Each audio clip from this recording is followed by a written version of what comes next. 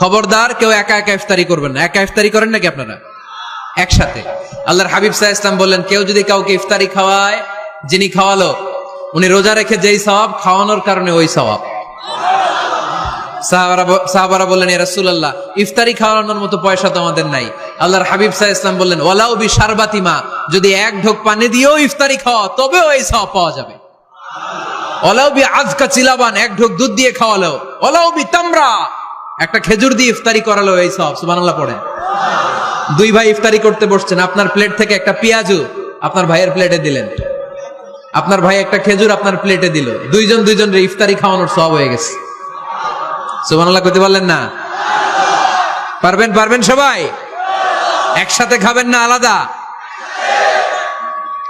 বাসায় একসাথে খাবার খান, আলাদা আলাদা না। কিভাবে? একসাথে। যদি একান্নবর্তী ফ্যামিলি হয়, ভাই বোন চাচা মামা একসাথে, তাহলে ছেলে মেয়েরা একসাথে বসবেন না। ছেলেরা সবাই একসাথে, এরপরে মেয়েরা সবাই একসাথে।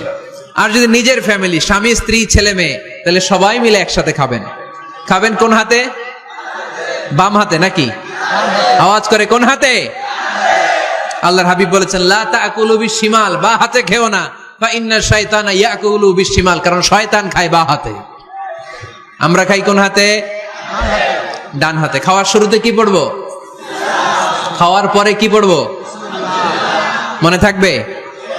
বাচ্চারা উল্টা কাজ করতে পছন্দ করে বেশি। দেখবেন বাচ্চারা ডাইন পায়ের জুতা পরে বাম পায়ে, বাম পায়েরটা পরে।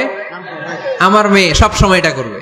আমি জুতা পরাই দিলে ঠিক, নিজে পড়লে বাম পায়েরটা দেয় ডান পায়ে, ডান পায়েরটা দেয় বাম পায়ে, আর গ্লাস ধরবে বা হাতে, যতক্ষণ আমি না ঠিক করে দিব। এবং বিসমিল্লাহ বলতে ওরা ভুলে যায়। বারবার স্মরণ করিয়ে দিবেন, বারবার। এখন ওর মস্তিষ্ক নরম আর উর্বর, ভেরি ফার্টাইল ওদের মস্তিষ্ক।